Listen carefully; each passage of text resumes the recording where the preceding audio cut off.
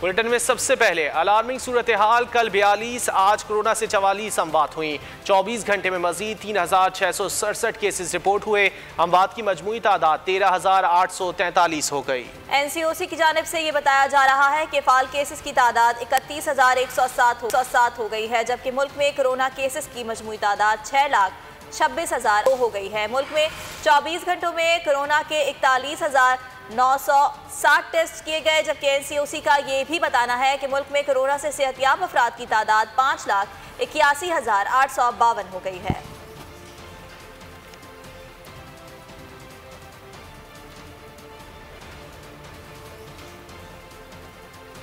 और वज़ीर आज़म इमरान खान भी कोरोना में मुब्तला हो गए। इमरान खान का कोरोना टेस्ट मुस्बत आया, जिसके बाद उन्होंने खुद को करंतना कर लिया। तमाम सरगर्मियां तर्क करके बनी गाला मुंतकिल हो गए। खातून अव्वल बुशरा बीबी भी कोरोना में मुब्तला हो गई। वज़ीर आज़म के मावने खुसूसी डॉक्टर फैसल सुल्तान कहते हैं वज़ीर आज़म की सेहत अच्छी है और बिल्कुल हशाश बशाश है। इमरान खान कोरोना में मुब्तला हो गए। वज़ीर आज़म का कोरोना टेस्ट मुस्बत आ गया है। वज़ीर आज़म इमरान खान ने कोरोना टेस्ट मुस्बत आने के बाद खुद को करंतना कर लिया। तमाम सरगर्मियां तर्क करके बनी गाला मुंतकिल हो गए। वज़ीर आज़म के मुआविन खुसूसी डॉक्टर फैसल सुल्तान का कहना है कि उन्होंने वज़ीर आज़म से मुलाकात की है, उनकी सेहत अच्छी है और बिल्कुल हशाश बशाश हैं। वज़ीर आज़म इमरान खान अच्छी सेहत में हैं, बिल्कुल ठीक हैं। इस वक्त बहुत मामूली नौयत के उनको सिम्टम्स हैं और इंशाल्लाह हमें कभी उम्मीद है कि वो सेहतयाब होंगे इंशाल्लाह। उनमें कोरोना की अलामात मामूली नौयत की हैं। वज़ीर आज़म इमरान खान के साथ खातून अव्वल बुशरा बीबी को भी कोरोना हो गया। मुआविन खुसूसी जुल्फी बुखारी ने ट्विटर पर तस्दीक कर दी।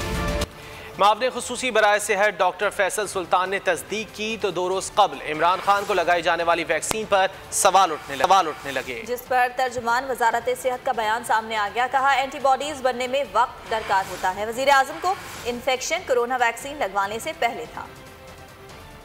वज़ीर आज़म में कोरोना वायरस की तशख़ीस। 2 रोज कबल इमरान खान को लगाई जाने वाली वैक्सीन पर सवाल उठने लगे तो हुकूमती शख्सियात और माहिरीन की राय भी सामने आ गई। तर्जुमान वजारत सेहत कहते हैं कि एंटीबॉडीज बनने में वक्त दरकार होता है। वज़ीर आज़म को इन्फेक्शन कोरोना वैक्सीन लगवाने से पहले से था।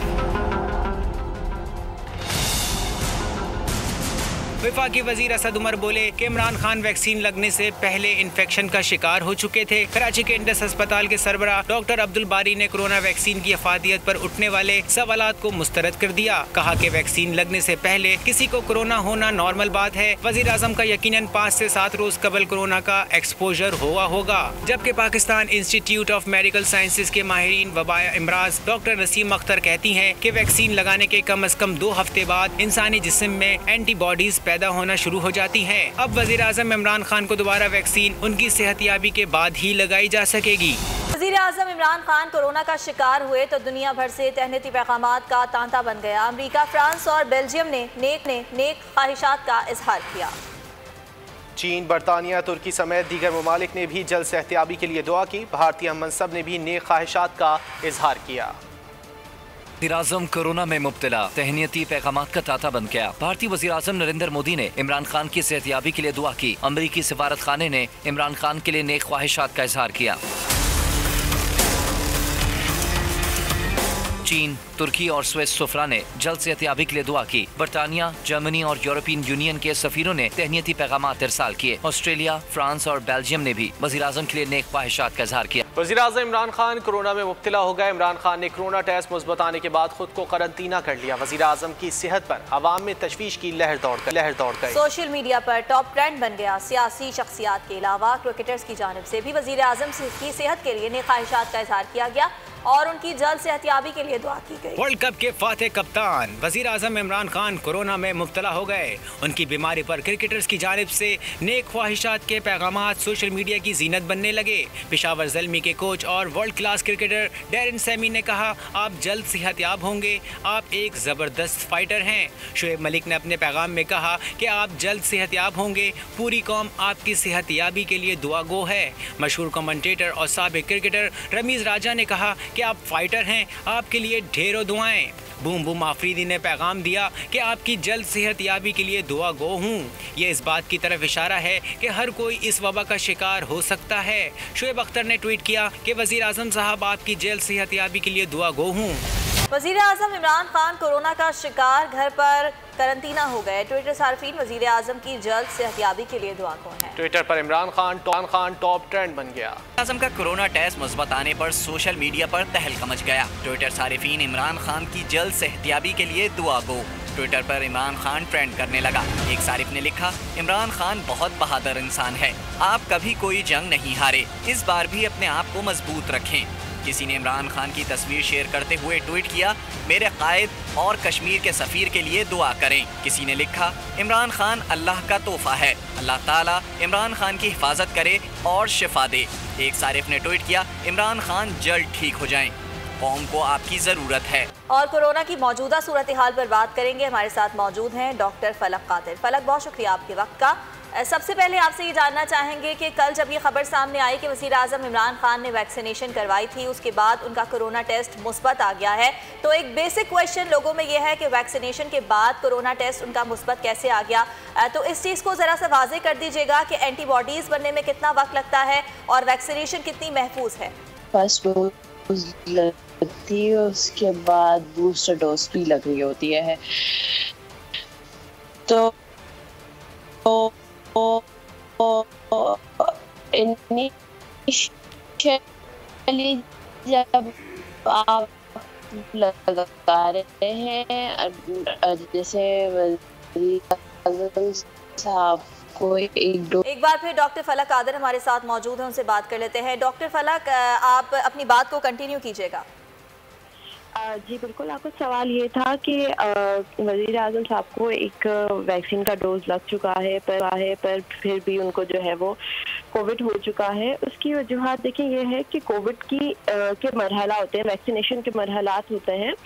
फर्स्ट डोज लगती है, उसके बाद बूस्टर डोज लगती है। तो अभी तक उनको सिर्फ फर्स्ट डोज ही लगा था और ये बॉडी टू बॉडी वेरी करता है कि किसकी बॉडी कितना जल्दी जो है वो एंटीबॉडीज या फिर वो इस तरह की एडेप्टेशन ले लेती है कि वायरस के खिलाफ बहुत अच्छे तरीके से फाइट। तो वज़ीर आज़म साहब की बॉडी के अंदर वो एडेप्टेशन इतना जल्दी उन्होंने नहीं डेवलप की है और दैट्स व्हाई उनको जो है कोविड हो गया है।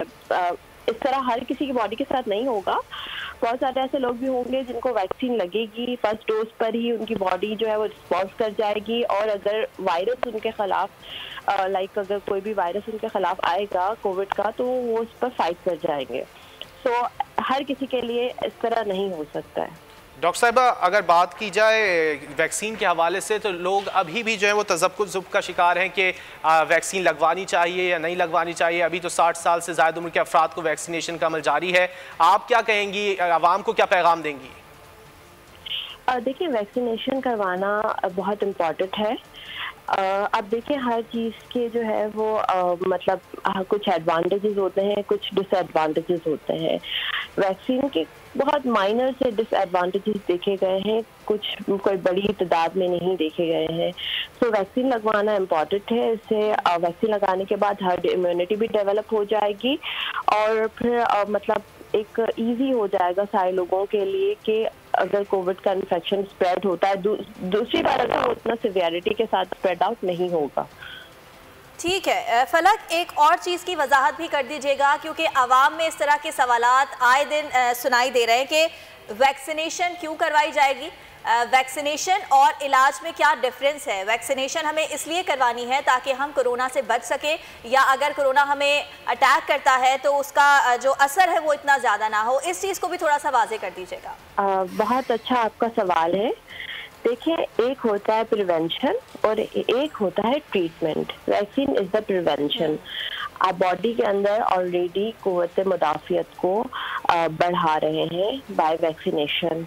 वैक्सीनेशन है क्या? वो mRNA वायरस हमारी बॉडी के अंदर प्रोटीन्स होते हैं, उसको बूस्ट कर रहा होता है। वो कि आपकी बॉडी के अंदर इम्यूनिटी डेवलप सेल करता है। ठीक है, सो वैक्सीन जो है वो बॉडी के अंदर इम्यूनिटी को बढ़ाता है और ट्रीटमेंट जो है वो तो ऑब्वियसली बात है, एक बार वायरस ने आप पर अटैक कर लिया, आप बुरी तरीके से आपको हो सकता है वो सिवियरिटी के साथ आपको अटैक करे, आपको लंग्स पर भी आपके लंग्स को डैमेज कर रहा है। तो वैक्सीनेशन तो एक कहते हैं ना, हम पहले से ही एक चीज़ के लिए प्रोटोकॉल डेवलप कर लें, वायरस को बॉडी में आने से पहले ही हम उसके खिलाफ जो है डिफरेंट तरह की स्ट्रेटजीज बना लें कि वो बॉडी के अंदर बहुत बुरे तरीके से असरअंदाज ना हो। तो वैक्सीन जो है वो आपको कोविड से बचा रही, वायरटी से बचा रही है।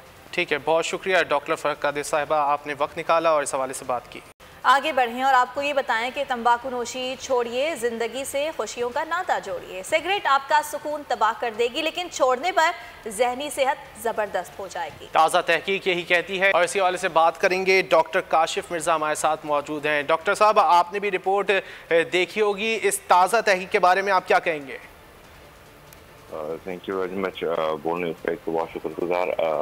बस मैं छोटी सी तो करेक्शन करूँगा कि I am not doctor, I am anti tobacco activist और उसमें हम लोग काम कर रहे हैं। देखें, पाकिस्तान भर में तकरीबन 1,60,000 से ऊपर जो लोग हैं वो तंबाकू नोशी की वजह से सालाना उनकी अमवात हो जाती है, जो कि एक बहुत बढ़िया फिगर है। तंबाकू नोशी ना सिर्फ आपकी सेहत बल्कि आपके मुल्क की मईशत को भी तबाह कर दी जाती है। आप इतनी इसके अंदर विचार कर रहे हैं, बता रहे हैं इसको 40 से 45% लोग जो हैं जहनी मरीज से रहते हैं। बेसिकली जो एंजाइटी लेवल है वो इसके अंदर आपके अंदर बढ़ जाता है। आपके अंदर जो एंगर मैनेजमेंट है वो आप ह्यूमनली लूज करते रहते हैं और डिपेंडेंट हो जाते हैं आहिस्ता आहिस्ता दूसरी चीज़ों के ऊपर। और इसी तरह आपके अंदर जो टॉलरेंस लेवल है वो रिड्यूस होना शुरू हो जाती है। अगर आप कंसेक्यूटिव लेवल पे टोबैको का इंटेक्ट करते हैं, चाहे किसी भी फॉर्म के अंदर करें, आप इसको चाहे चुइंग टोबैको की सूरत में करें जिसको हम पान गुटखा या देसी तरीके से चीज़ें मिलती हैं, या अगर आप इसको स्मोक टोबैको के जरिए करें, तो इन तमाम लेवल निकोटीन का एक सर्टन लेवल आपकी बॉडी में जब बढ़ जाता है तो वो आपकी जो आपकी ब्रेन सिग्नल्स होते हैं उनको वो डिस्टर्ब करता है, जिससे आपकी डिसीजन मेकर, आपकी एंगर मैनेजमेंट के अंदर, आपकी एंजाइटी लेवल के अंदर दैट मेक सीरियस कॉजेस। ठीक है काशिफ साहब, ये भी फरमाइएगा कि यकीनन तंबाकू नोशी सेहत के लिए मुज़र है। जो एक स्मोकर होता है वो भी इस बात को जानता है, लेकिन अगर उसका ये माइंड बन जाए कि उसने तंबाकू नोशी को तर्क करना है, कैसे उसको इनकरेज किया जाए, कैसे उसे मोटिवेट किया जाए इस तरह?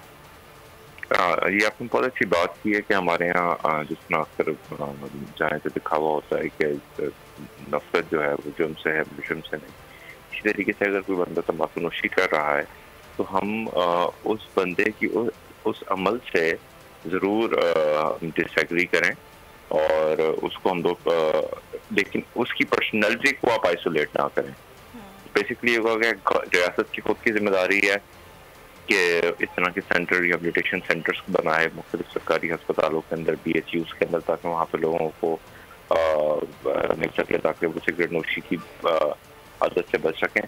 आहिस्ता आहिस्ता मैं ये समझता हूँ कि हमें ये अपना पैगाम जितना ज़्यादा हम बच्चों में ले जाएं जिनकी उम्र 18 साल से कम है, क्योंकि आने वाला जो हमारा नौजवानों की नस्ल है, अगर हम उसको बचाने में कामयाब हो जाए, क्योंकि रिजल्ट ये कहते हैं कि रोज़ाना की बुनियाद पे 1000 से 1200 बच्चे जो हैं वो तंबाकू नोशी की लत में लगते जा रहे हैं। और अगर जो मौजूदा कानून है उसी को इम्प्लीमेंट कर दिया जाए और अगर सूबाई लेवल पे कोई नई कानून साजी करके इसको और स्ट्रेंथन कर दिया जाए तो मेरे ख्याल से चीज़ें और बेहतर हो सकती हैं। काशिफ साहब, बहुत से लोग ऐसे होते हैं जो तंबाकू नोशी नहीं करते लेकिन उनका इंटरेक्शन ज़रूर होता है ऐसे लोगों के साथ जो तंबाकू नोशी करते हैं, तो पैसिव स्मोकिंग जो है ये बिल्कुल उसी तरह नुकसानदेह है जिस तरह कोई शख्स जो है वो तंबाकू नोशी करता है? जिसे हम पैसिव स्मोकिंग या सेकेंड हैंड स्मोकिंग बल्कि थर्ड हैंड स्मोकिंग पर भी बात की जाती है। दुनिया भर में तकरीबन 7 लाख अफराद वो होते हैं जो खुद तो तंबाकू नोशी नहीं करते बट वो एक ऐसे माहौल में रहते हैं या काम करते हैं जहाँ पे तंबाकू नोशी की जाती है, तो वो 7 लाख वो लोग हैं। तो पैसिव स्मोकिंग का भी बहुत ज़्यादा नुकसानात हैं माशरे के अंदर, तो तभी पब्लिक मकामात के ऊपर और इंडोर जो होती है तंबाकू नोशी ममनू और हर कानूनी करार दी जाती है। ठीक है काशिफ साहब, ये भी फरमाइएगा कि जैसा कि आपने कहा कि आप एंटी टोबैको एक्टिविस्ट हैं, तो आपसे जानना ये चाहेंगे कि पाकिस्तान में स्मोकिंग के इंसदाद के लिए क्या कुछ हो रहा है अभी? 2002 के अंदर पाकिस्तान के अंदर एक ऑर्डिनेंस आया था जो तंबाकूनोशी नहीं करते उनकी सेहत के तहफ़्फ़ुज़ के लिए, और जो लोग तंबाकूनोशी करते हैं उनका एक डिसिप्लिन बनाया जा सके। तो उसमें तक तमाम पब्लिक मकामात को, पब्लिक प्लेसेस को, पब्लिक ट्रांसपोर्ट को completely smoke free zone declare किया गया। तो आपने देखा होगा कि हमारे एयरपोर्ट्स के ऊपर, सरकारी दफातर के अंदर, अस्पतालों के अंदर और जो हमारे रेलवे स्टेशन है वहाँ पे आपने बहुत बड़े बड़े तंबाकूनोशी मुज़र के साथ है तंबाकूनोशी गैर कानूनी का जो जुर्म है की जो लाइन है वो आपको नजर आई होगी। 18वीं तरमीम के बाद बहुत सारी चीज़ें सूबों के पास आ गई। ये चूँकि हेल्थ का ज़्यादा सब्जेक्ट बनता है तो हेल्थ भी सूबाई सब्जेक्ट है। तो नाउ अब ये जिम्मेदारी है सूबों की कि तमाम सूबे इसमें कानून साजी करें। इसमें हमारी सिंध के अंदर अगर हम बात करें तो हमने चंद पार्लियामेंटेरियंस के साथ कुछ इंगेजमेंट्स की हैं और हमें गवर्नमेंट और अपोजिशन दोनों ही बेंचेस की तरफ से ये कमिटमेंट आई है कि अगर इस तरह का कानून असम्बली के अंदर आता है तो करेंगे और इसको पास करेंगे in large interest of public. Kashif साहब, बहुत से अफराद ऐसे होते हैं जब वो तंबाकूनोशी तर्क करना चाहते हैं तो वो कुछ कम सिगरेट्स पीना शुरू कर देते हैं जिसकी वजह से वो मेंटली डिस्टर्ब हो जाते हैं। तो उन अफराद को क्या आप सजेस्ट करेंगे कि किस तरह वो तर्क कर सकते हैं? देखें, ये प्रैक्टिसेस होती हैं। कोई कहता है कि आप फलानी ऑल्टरनेट चीज़ का इस्तेमाल करना शुरू कर दें, लेकिन मैं ये समझता हूँ कि इंसान की अपनी विल, दैट्स मोर इम्पोर्टेंट। यकीनन हर एक चीज़ को अगर आप इतने अर्से से किसी चीज़ की कंजम्पशन कर रहे हैं तो उसका इनटेक एक सर्टन लेवल तक आपके अंदर जा रहा होगा। तो उसके बाद यह है कि लेकिन अगर आप उसको डायरेक्टली जब रिड्यूस करते हैं तो उसका भी एक सर्टन इम्पैक्ट आपके ऊपर आता है, आपकी डाइजेस्टिव सिस्टम के ऊपर पड़ता है। तो ठीक है, मेरे ख्याल से रमजान का महीना भी आ रहा है तो बहुत सारे लोग जो है वो रमजान की प्रैक्टिस करेंगे। और अगर तंबाकूनोशी तर्क करना चाहें तो ये बेहतर टाइम है उनके लिए। Anti tobacco activist Kashif Mirza साहब, आपने अपना वक्त दिया, बहुत शुक्रिया आपका।